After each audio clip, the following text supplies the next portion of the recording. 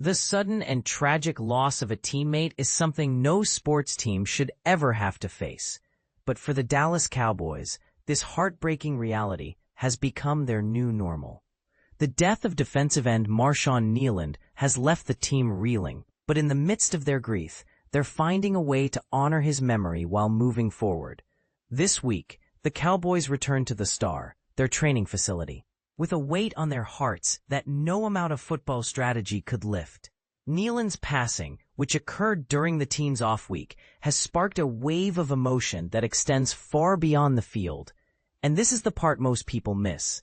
Kneeland's death was not just a loss for the team.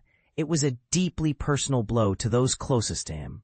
On Tuesday night, the Cowboys held a private candlelight vigil inside the Ford Center, where owner Jerry Jones, head coach Brian Schottenheimer, and Kneeland's girlfriend, Catalina Mancera, shared heartfelt eulogies.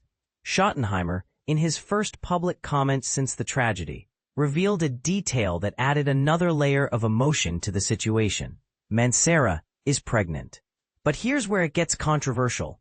In a society that often struggles to discuss mental health openly, Kneeland's death, a self-inflicted gunshot wound following a police chase and car accident, raises uncomfortable questions about the pressures athletes face and the support systems in place for them. "My heart is heavy. Our team's heart is heavy," Schottenheimer said, his voice trembling with emotion. "We don't move on, but we do move forward." These words, shared via ESPN's Todd Archer, encapsulate the delicate balance the Cowboys are now navigating, honoring Kneeland's legacy while finding the strength to continue their season. The team has leaned on each other in ways that only a tight-knit group can, with grief specialists available all week and a brotherhood breakfast held to foster unity. Here's the kicker. As the Cowboys prepare for their Monday night game against the Raiders, they're doing so without a key member of their family. "It was hard to hear the pain that some of these guys are dealing with," Schottenheimer admitted. "But it was also very uplifting to hear the strength from others. That's the beauty of a team. When one person is hurting, someone else steps up." This sentiment isn't just a cliché, it's a lifeline.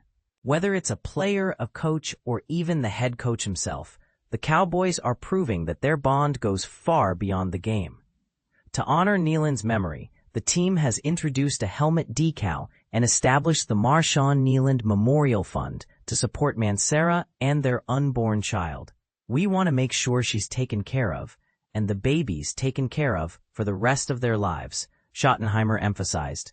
But this raises a question worth discussing. In a sport where physical strength is celebrated, how often do we prioritize the mental and emotional well-being of athletes? Kneeland's story is a stark reminder that behind every jersey is a human being, and sometimes even the strongest among us need a hand to hold. As the Cowboys move forward, they're not just playing for themselves. They're playing for Marshawn, for Catalina, and for the baby who will never know their father. And in that, there's a resilience that's both heartbreaking and profoundly inspiring. What do you think?